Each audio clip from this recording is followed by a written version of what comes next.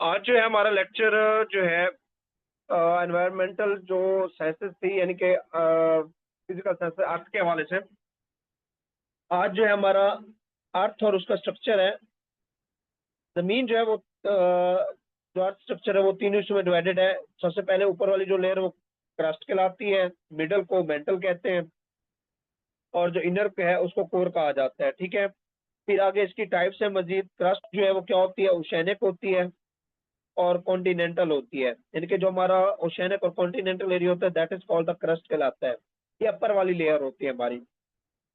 और जो मेंटल होती है इसकी भी दो टाइप्स होती है मेंटल की। एक अपर मेंटल होता है, दूसरा लोअर मेंटल होता है। थर्ड क्या होता है, कोर। ये क्या होती है, आउटर कोर और इनर कोर होती है। तो ये जो है ना कुछ अर्थ का स्ट्रक्चर है। हम आगे डिटेल से अब करते हैं।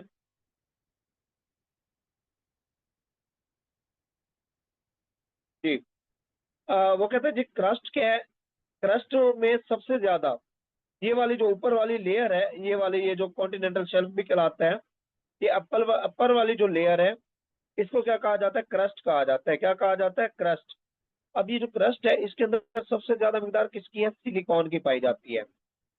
ठीक है, इसको अर्थ मेकर भी कहा जाता है। अब पूछा जाए जी जमीन मोस्टली किससे बनी हुई है, सिलिकॉन की बनी हुई है, इसमें ज्यादा सिलिकॉन पाया जाता है। और इसके अंदर बाकी जो है मेंटल के अंदर जो है ना वो क्या होती है, कम होती है। यानी कि अर्थ की जो अपर लेयर होती है हमारी, जो जहाँ पे कॉन्टिनेंटल शेल्फ या ओशन होता है, वो बेसिकली उसके ऊपर कौन सा मटेरियल सबसे ज्यादा होता है, मेटल होता है। उसमें जो होती है वो सिलिकॉन सबसे ज्यादा पाई जाती है, मेटल। ठीक है, उस और नीचे जब हम मेंटल के अंदर जाते हैं तो नीचे जाते जाते जमीन के क्या हो जाती है, ऐसा ऐसा इसकी मिकदार कम होना शुरू हो जाती है सिलिकॉन की। अर्थ क्रस्ट जो है, जो अर्थ क्रस्ट है जमीन की, वो कितने से कितने किलोमीटर की रेंज तक पाई जाती है जमीन में, 3 से 43.5, 3 टू लेकर 43.5 माइल्स, 3 टू 43.5 माइल्स।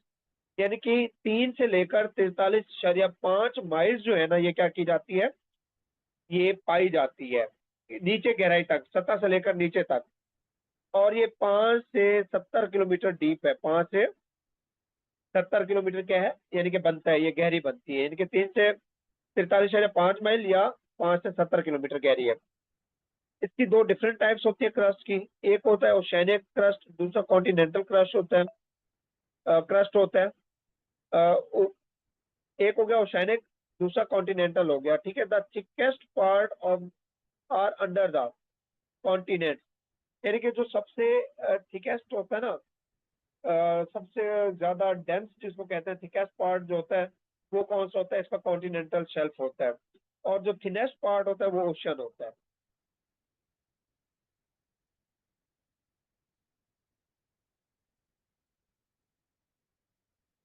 उसके बाद है जी कॉन्टिनेंटल क्रस्ट और ओशनिक क्रस्ट को देखिएगा। ये अंडर द लैंड होती है, हमारी जमीन के नीचे। आप यानी कि कभी गए हो साहिल समंदर पे गए हो तो वहां पे देखे, जो आपको ऊपर वाली लैंड नजर आ रही होती है that is called the continental crust कहलाती है। उसके नीचे जो होती है क्या होती है, फिर क्या होती है, ओशनिक क्रस्ट होता है।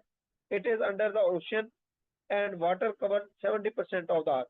ये पानी के नीचे वाली जो तह होती है that is called the oceanic crust कहलाती है। अब मेंटल की बात करें तो मेंटल क्या है जी, मेंटल इस क्रस्ट के नीचे होती है, तकरीबन 1800 माइल तक जो है ना गहरी है। जहाँ पे क्रस्ट खत्म हो रही है, ओशनिक क्रस्ट, उससे नीचे 1800 माइल तक जो है ना ये क्या हुआ, कौन सी फैली हुई है, मेंटल फैली हुई है, जो कि 7,02,890 किलोमीटर गहरी है। और वहां से इतने तक चली जाती है, 1800 माइल से इतने तक चली जाती है। It is thickest layer of the अर्थ। अच्छा, उसके अलावा मेंटल जो होती है डेंसर होती है क्रस्ट की निस्बत, ये ज्यादा जो है ना सख्त पार्ट होता है और डेंस पार्ट होता है। इसमें सब कौन से ज्यादा मेटल पाई जाती है, मैग्नीज और आयरन सबसे ज्यादा पाया जाता है। क्रस्ट में क्या पाया जाता है, सिलिकॉन। मेंटल में कौन सी पाई जाती है जी रात, मैग्नीज और आयरन पाया जाता है। Mental can be divided into 2 portion. कहते हैं मेंटल को हम डिवाइड कर सकते हैं 2 पोर्शन के अंदर। ठीक है, मेंटल को 2 पोर्शन के अंदर डिवाइड किया जा सकता है। एक अपर मेंटल है, दूसरा लोअर मेंटल है। जो अपर मेंटल है इसको हम क्या कहते हैं, एस्किनोस्फेयर भी कहा जाता है। एस्किनोस्फेयर जो ऊपर वाली लेयर होगी उसको क्या कहेंगे, ये अपर मेंटल है, एस्किनोस्फेयर इसको कहा जाता है।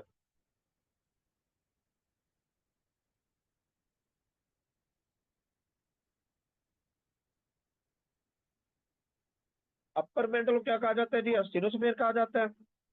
और अपर मेंटल लिक्विड रॉक भी, लिक्विड रॉक होती है, वेरी हॉट, यानी कि ये पता क्या होती है, लिक्विड रॉक होती है, यानी कि पिघला हुआ जो बाधा होता है ना, रॉक्स जो होती हैं पिघली हुई, वो क्या है अपर मेंटल के अंदर होती है। और ये बहुत गर्म होता है। यहाँ से आपका जो यूं समझ लें कि जमीन के अंदर से जो लावा निकलता है वो मेंटल, अपर मेंटल रॉक से निकलता है। The upper mantle actually moves larger area of the crust called the tectonic plates very slowly. अब देखिए जो हमारी मेंटल लेयर है अपर, जिसको आउटर अपर मेंटल भी कहा जाता है। अपर मेंटल क्योंकि ये लिक्विड है मोस्टली, रॉक्स है यहाँ पे, तो यहाँ पर जो है ना थोड़ी सी मूवमेंट रहती है। और यहाँ पे क्रस्ट जो है वो थोड़ी मूव करती है। जो ही क्रस्ट थोड़ा सा मूव करेगी तो क्या आएगा, अर्थक्वेक आता है। ठीक है। और यहीं पे जो है ना टेक्टोनिक्स प्लेट पाई जाती हैं, जो 7 टेक्टोनिक्स प्लेट्स हैं वो यहीं पे होती हैं।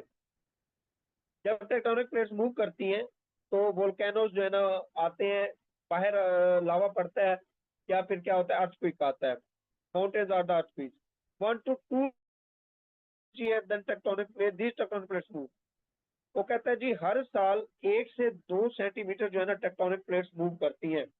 ये जो जलजले आते हैं ना, अर्थक्वेक आते हैं, ये तकरीबन ये देख लें, ये इसी 1 से 2 सेंटीमीटर की मूवमेंट के अंदर आते हैं। और ये हर साल जो है ना मूव करती है जमीन इतने सेंटीमीटर। और देखिए इतनी सी मूवमेंट कितनी तबाही करती है।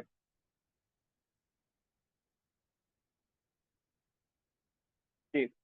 उसके बाद है जी, the lower mantle is known as the mesosphere. Upper mantle asthenosphere कहलाती है, लोअर मेंटल मेसोस्फेयर कहलाती है। Core, core comprises iron and nickel. Core comprises iron and nickel. ठीक है। कोर किसके साथ कर रही है जी, कोर किसके ऊपर मुश्तमिल होती है, आयरन और निकल के ऊपर होती है। और मेंटल किसके ऊपर होते हैं जी, मैग्नीज और आयरन के ऊपर होती है।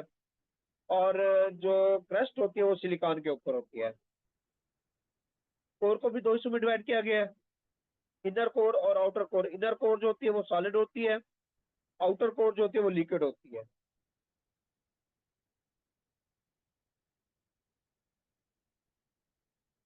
हाँ जी, यहाँ तक अंडरस्टैंड हुआ आपको सर?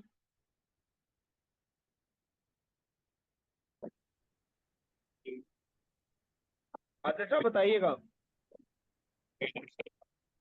ज्वाइन नहीं किया अभी। आपकी आवाज नहीं आ रही। जी सर, सही है, समझ आ रहा है सर, आ रही है। चले आगे। आगे 5 पेपर के कुछ क्वेश्चन है, ये आप कर लीजिएगा। हम बढ़ते हैं, सोलर सिस्टम के भी कुछ क्वेश्चन हैं, अर्थ के हवाले से भी हैं। यहाँ पे आ ये जाए रोटेशन। आखिरी आज हम जो है ना आखिरी लेक्चर है सर ये। इसे मैक्सिमम करते हैं जितने हो सकते हैं हमारे टॉपिक। आज हम इसको क्लोज करेंगे। कल एनवायरमेंटल केमिस्ट्री में से हमने 1-2 टॉपिक करने में, कल हम इंशाल्लाह इसको क्लोज करेंगे टॉपिक को, हम एवरीडे साइंस को। हाँ जी। उसके बाद रोटेशन और रेवोल्यूशन। देखिए रोटेशन और रेवोल्यूशन, ये क्या है, रोटेशन रेवोल्यूशन है, और ये क्या है, रोटेशन है। यहाँ पे बाय मिस्टेक ये आ गया है तो इसे रोटेशन कहेंगे, या हम आगे वैसे भी इसको करेक्ट कर दिया जाएगा। तो ये रोटेशन है, रेवोल्यूशन और रोटेशन। और देखिए रेवोल्यूशन क्या होती है, रेवोल्यूशन कहते हैं the movement of the earth around the sun. जमीन जो सूरज के गिर्द घूमती है, या एक प्लेनेट, एक जो सितारे के गिर्द घूमता है, उसको क्या कहते हैं, रेवोल्यूशन कहलाते हैं, कहते हैं। Moves around the another, for example moon revolves around the earth, earth revolves around the sun. चांद जो है जमीन के गिर्द, जमीन सूरज के गिर्द, that is for the revolution कहलाती है। ये होता है किसी बॉडी के गिर्द घूमना, रेवोल्यूशन। रोटेशन जो होती है वो क्या होता है, अपने एक्सिस के गिर्द घूमना, अपने पॉइंट के गिर्द घूमना। अच्छा रेवोल्यूशन जो है क्या है, movement of the earth around the sun है। इसके अलावा जी the earth revolve around the sun in an elliptical path. ये देखिए ये जो सूरज है इसके गिर्द जमीन घूम रही है, सॉरी, इसके गिर्द जो जमीन घूम रही है ये क्या है, इलिप्टिकल पाथ है। एक इलिप्टिकल पाथ कहा जाता है जिसको ऑर्बिटल पाथ भी कहा जाता है, इसके गिर्द घूमती है। अच्छा, उसके बाद रेवोल्यूशन कितने दिनों में होती है जी? 365.25 दिन, 365.25 दिन में होती है, जो कि हर साल जो है ना ये ऐड होते होते, यानी कि 365.25 से मुराद ये है 365 दिन और 6 घंटे। साल में इतना जो है ना जमीन जो है ना घूमती है, 365 दिन 6 घंटे। ये एक साल के 6 घंटे हैं, फिर दूसरे साल के 6 घंटे, फिर तीसरे साल के 6 घंटे, फिर चौथे साल के 6 घंटे। तो 4 साल बाद जब ये 6 घंटे आपस में जरब खाते हैं तो 24 घंटे बनते हैं। तो इसमें क्या होता है, एक दिन मुकम्मल होता है, एक दिन बनता है। तो ये एक दिन फिर कहाँ ऐड किया जाता है? फेब में, फेब में किया जाता है चौथे साल। तो फेब के कितने हो जाते हैं? 29 डेज हो जाते हैं। तो ये 29 दिन का जो फेब है वो क्या कहलाता है? उस साल को क्या कहते हैं? जिस साल फरवरी के 29 दिन हो उस साल उसको क्या कहा जाता है? लीप ईयर कहा जाता है। क्या कहा जाता है? Leap year. तो ये हर चौथे साल जो है ना लीप ईयर आता है, जो कि फरवरी के महीने के अंदर एक दिन ऐड किया जाता है, जो कि 29 दिन का फरवरी होता है। अब लीप ईयर फाइंड आउट करने का फार्मूला क्या है? ऊपर लिखेंगे ईयर डिवाइडेड बाई 4। फर्ज करें 2025 चल रहा है, बस पूछेगा क्वेश्चन कि 2025 लीप ईयर है या नहीं है। तो 4 पे डिवाइड करें, अगर ये पूरा पूरा डिवाइड हो जाए तो लीप ईयर होगा, अगर नहीं होता तो ये लीप ईयर नहीं होगा। ये डिवाइड नहीं होता, ये लीप ईयर नहीं है। 2024 को देखें तो ये लीप ईयर है 506। तो ये क्या है? लीप ईयर है, 2024 है, 2025 नहीं है। अब 2028 लीप ईयर होगा, 2032 होगा, ठीक है। तो ये लीप ईयर फाइंड आउट करने का फॉर्मूला है। अच्छा, उसके बाद अर्थ जो है सूरज के गिर्द किस स्पीड के साथ मूव करती है? देखिए ना, ये सूरज है, इसके गिर्द जमीन मूव कर रही है यहाँ पे। तो ये अर्थ जो है ये सन के गिर्द कितनी स्पीड के साथ मूव करती है? 30 किलोमीटर पर सेकेंड। एक सेकंड में 30 किलोमीटर सफर कर रही है, इतनी स्पीड के साथ सूरज के गिर्द। तो कितना बनता है? जो कि 1800 किलोमीटर क्या बनता है? या 1800 किलोमीटर भी आता है पर मिनट। क्या आता है जी? 1800 किलोमीटर पर मिनट भी आ सकता है एक मिनट में, और एक सेकंड में 30 किलोमीटर। उसके बाद हम बात करते हैं रोटेशन की। ये रोटेशन है, रेवोल्यूशन नहीं है, ठीक है। रोटेशन, रोटेशन क्या होता है? रोटेशन जो है ये होती है movement of the body around its own axis, अपने एक्सिस के गिर्द। ये देखिए ये एक एक्सिस है, इसके गिर्द जस्ट मूव कर रहा है, तो ये क्या कहलाएगी? रोटेशन। जिस तरह आप एक लट्टू होता है, लट्टू को आप घुमाएं तो वो एक ही पॉइंट के गिर्द मूव करता रहता है, that is called the rotation कहलाती है। तो जमीन के अपने एक्सिस के गिर्द मूवमेंट क्या है? रोटेशन कहलाती है। The imaginary line around an object in which the it rotates called axis of rotation. अब वो जिस पॉइंट के गिर्द मूव करते हैं उसको क्या कहते हैं? एक्सिस ऑफ रोटेशन कहते हैं। For example, rotation is the movement of the earth on it axis. Rotation क्या है जी? Movement of earth around its axis है।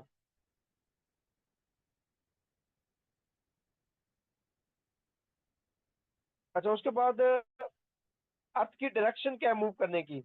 हमारी जो अर्थ है उसकी डायरेक्शन है west to move, sorry west to east, यानी कि मगरिब से मशरिक मूव करती है।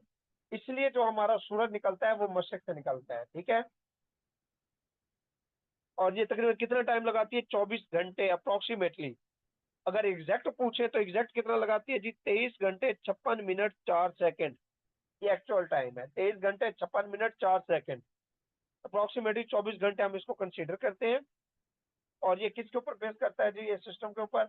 अच्छा, एक और चीज, बल्कि ये आगे आएगा आपका, यहाँ पे हम सारा करते हैं रोटेशन और ये कंपैरिजन देखिएगा, ये रोटेशन ऑफ अर्थ है, ये रेवोल्यूशन है। Spinning of earth on its axis, यानी कि अपने गिर्द एक्सिस के गिर्द घूमना रोटेशन कहलाती है। अराउंड द सन घूमना अर्थ का क्या कहलाता है, रेवोल्यूशन कहलाता है। ये 24 घंटे में चक्कर मुकम्मल करती है, तकरीबन 365 डेज के अंदर करती है। इसमें क्या इफेक्ट पड़ता है, जब ये जमीन अपने एक्सिस के गिर्द घूमती है, जब जमीन अपने एक्सिस के गिर्द घूमती है तो दिन और रात बनते हैं, और जब जमीन सूरज के गिर्द घूमती है तो सीजन बनते हैं डिफरेंट। कौन कौन से, सरमा, गर्मा, बहार, खिजा, ये। अच्छा, इसकी वजह से कौन से इफेक्ट पड़ते हैं, अर्थ की वजह से, अर्थ की रोटेशन की वजह से कौन सा इफेक्ट पड़ता है। टाइड्स जो है ना, वो टाइड्स, करंट्स और विंड्स, ये जो समंदर के अंदर विंड्स होती हैं, टाइड्स होती हैं, करंट्स होती हैं, तो इसकी वजह से जो है ना क्या होता है, ये किसकी वजह से होती है, ये रोटेशन ऑफ द अर्थ की वजह से होती है।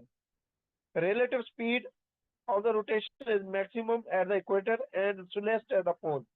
अच्छा, जब हम बात करते हैं इक्वेटर लाइन की, देखिए ये जमीन है हमारी, इसमें से इक्वेटर लाइन है।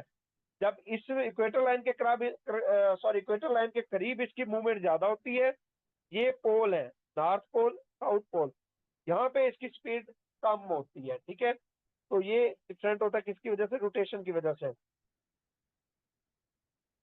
अच्छा, उसके बाद देखिएगा, the direction of the rotation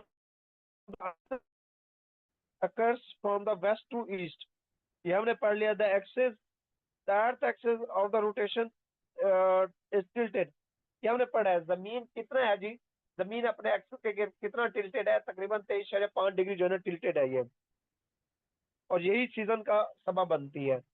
यहाँ पे देखिएगा, ये हमने डिफरेंट सीजन बनते हैं, यहाँ पे causes of equinox and solstice, ये इक्विनॉक्स और सोलिस्टिस यानी कि दिन बड़े हो जाना, दिन छोटे हो जाना, ये इसी की वजह से बनता है। किसकी वजह से, रेवोल्यूशन की वजह से। इसकी स्पीड जो है सिमिलर रहती है, रोटेशन के अंदर आपकी स्पीड चेंज है।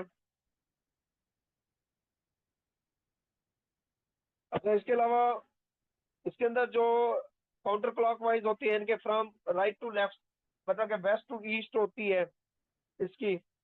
और the path of the earth moving around the sun क्या होता है, इलिप्टिकल पाथ होता है इसका।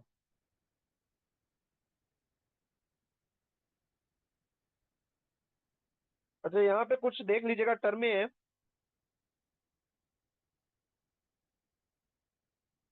ये देखिएगा, सबसे पहले देखिएगा सोलिस्टिस क्या होता है, सोलिस्टिस। ठीक है, ये देखिएगा, ये है सोलिस्टिस, यानी कि जमीन जहाँ पे होगी और जब यहाँ पे होगी, ये आपकी इक्वेटर लाइन है, सॉरी नॉट इक्वेटर, में दोबारा कहता हूँ, जमीन की जो है ना, ये देखिए यहाँ पे ये डिस्टेंस एक, ये पहले इसको देख लीजिए, सोलिस्टिस है, ये भी सोलिस्टिस है। अब ये सूरज है, सूरज के गिर्द जमीन घूम रही है। ठीक है, सोलिस्टिस का मतलब क्या होता है कि mean equally day and night, आपके दिन और रात इक्वल होते हैं, यानी कि जितने घंटे का दिन उतने घंटे की रात। ये किसकी वजह से होता है, वो पूछ सकते हैं, कि सोलिस्टिस की वजह से होता है। और क्या होगा जी, 21 दिसंबर का दिन या रात, 21 जून की दिन या रात, ये एक ही होंगे। यानी कि पूछ सकता है जी 21 जून और 21 दिसंबर, इनके दिन रात आपस में अगर एक होते हैं तो ये क्या कहलाता है, सोलिस्टिस कहलाता है। ठीक है, हमारा 21 जून को दिन रात बराबर होते हैं और 21 दिसंबर को दिन रात बराबर होते हैं, उसके बाद थोड़ा चेंज आता है। इक्वल डिस्टेंस है यहाँ पे। ये किस वजह से हो रहा है, ये जमीन के टिल्टेड होने की वजह से हो रहा है, 23.5 डिग्री की वजह से। उसके बाद इक्विनॉस क्या है, इक्विनॉस ये देखिएगा, इक्विनॉस ये है, इक्विनॉस ये है। इसका मतलब होता है डे एंड नाइट और इक्वल ऑफ द लेंथ। ठीक है, इधर देखिएगा मीन इक्वली डे लेंथ। अच्छा, इसमें दिन की, सोलिस्टिस के अंदर दिन की लंबाई बराबर होती है, रात का फर्क होता है। इसके अंदर क्या होता है, इक्विनॉस के अंदर दिन और रात दोनों बराबर होते हैं, दिन और रात दोनों बराबर होते हैं। फर्ज करें, आ, ये आ गया जी, ये देखिएगा 23 सितंबर और 21 मार्च, ये क्या इक्विनॉस है, 23 सितंबर और 21 मार्च। जब ये 23 सितंबर आएगा या 21 मार्च होगा तब क्या होगा, इक्विनॉक्स होगा। इसमें दिन और रात क्या होंगे, बराबर होंगे। उसके बाद है एफेलियन। एफेलियन क्या होता है, the aphelion is the point in the orbit of an object where it is farthest from the sun. ये है एफेलियन, ये एफेलियन। अच्छा, एफेलियन दो है, एक में क्या होता है इसके अंदर, नहीं नॉट एफेलियन, ये पेरिफेलियन है, दोबारा बताऊंगा मैं। ये एफेलियन है, हम इसकी बात करेंगे। इसमें क्या होता है, इसके अंदर फासला जो है दिन का सबसे बड़ा होता है, सबसे लंबा दिन जिसको कहा जाता है, सबसे ज्यादा फासला होता है जिसमें, सबसे लंबा दिन वो कौन सा होता है जी, 8 जुलाई का होता है। क्या होता है, 8 जुलाई का। उसके बाद पेरीहेलियन की बात करें तो नियरेस्ट टू द सन। 6 जुलाई 8। जी जी, एक मिनट मेरी बात, मैं दोबारा इसको कर देता हूँ, थोड़ी सी कंफ्यूजन हुई है। 8 जुलाई जो है ना, नॉट 8, 6 जुलाई, सॉरी। जो 6 जुलाई का दिन होता है उस दिन जमीन जो है वो सूरज से दूर होती है, बहुत दूर होती है, ठीक है। और जो 3 जनवरी होता है उसमें जमीन सूरज के करीब तरीन होती है।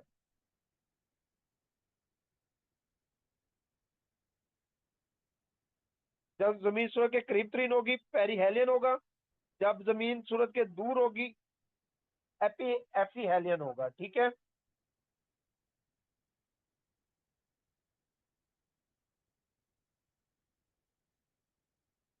अच्छा, एक और चीज भी देखिएगा, जब एफीहेलियन होगा तो फासला कितना हो जाता है, 152 मिलियन किलोमीटर। जब पेरीहेलियन होता है तो फासला कितना हो जाता है, 147, 5 मिलियन किलोमीटर का फर्क पड़ता है।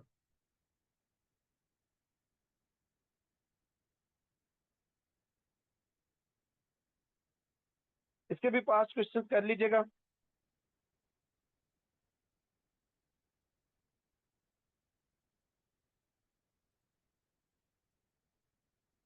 अब हम आते हैं इसके सोलर इक्लिप्स के आते हैं, सोलर इक्लिप्स, लैनर इक्लिप्स, इसके ऊपर आते हैं। Solar eclipse and its types. वो कहता है eclipse of the sun occurs when the moon comes between the sun and earth. कहता है सूरज ग्रहण कब होगा। सूरज ग्रहण देखिए तब होता है ना, हमें जमीन से नजर आता है ना।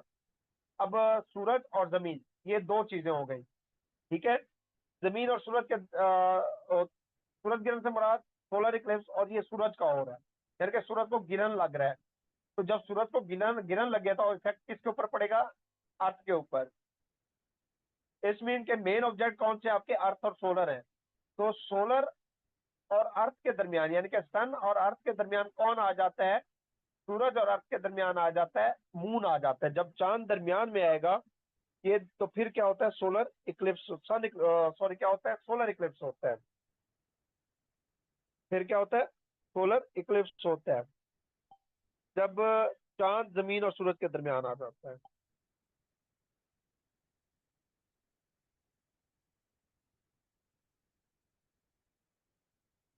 ये देखें, ये मून दरमियान में आ गया। ये नहीं कि जमीन दरमियान में है, ये चांद दरमियान में आ रहा है इसके, ठीक है।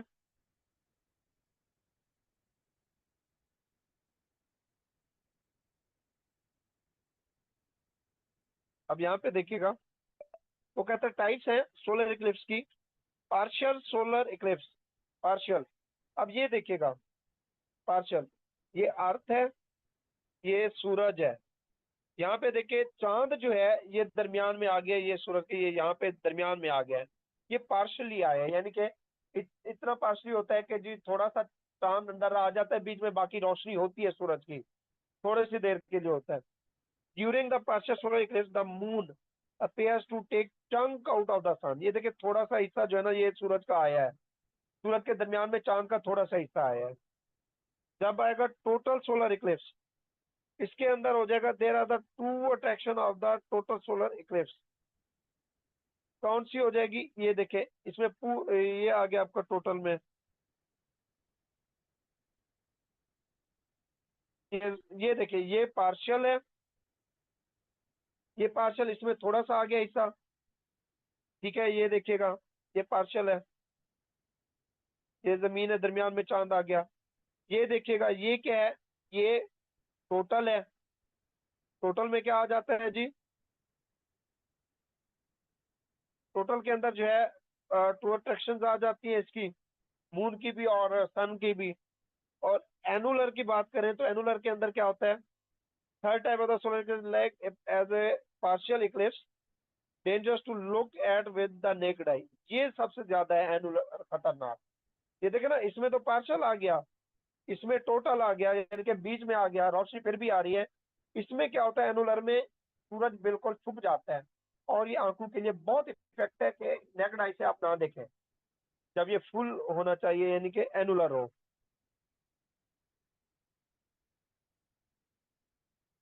लैनर इक्लिप्स के अंदर क्या है, इसमें क्या होता है जी, लैनर इक्लिप्स में, इसमें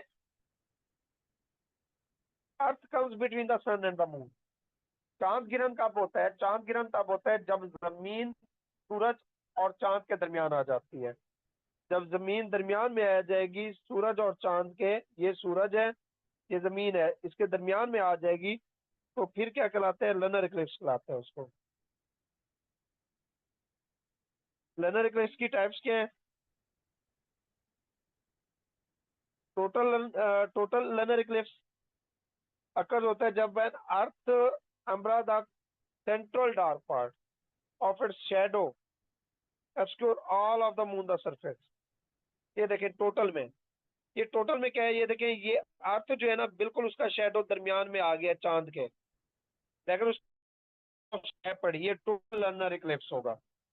पार्शियल में क्या होगा, पार्शियल में ये होगा कि ये देखिए, ये पार्शली थोड़ी सी जमीन जो है ना वो चांद के दरमियान में आई है, चांद और सूरज के दरमियान में। और जो पिनम्ब्रल होगा, पिनम्ब्रल, उसके अंदर क्या होगा, उसमें पूरी की पूरी जमीन ने क्या किया है, चांद को बिल्कुल क्लोज कर दिया है, बंद कर दिया है। इसको जो है यानी कि बिल्कुल उसको जो है ना अंधेरा कर दिया है, चांद के बिल्कुल दरमियान में आ गई है और फुल उसको कवर कर लिया है। तो ये क्या होगा, पिनम्ब्रल होगा ये लनर इक्लिप्स।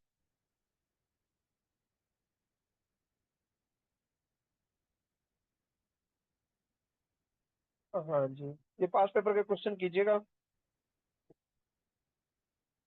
आज इंशाल्लाह कल जो है ना, ये हम एनवायरमेंटल केमिस्ट्री का कंप्लीट करेंगे।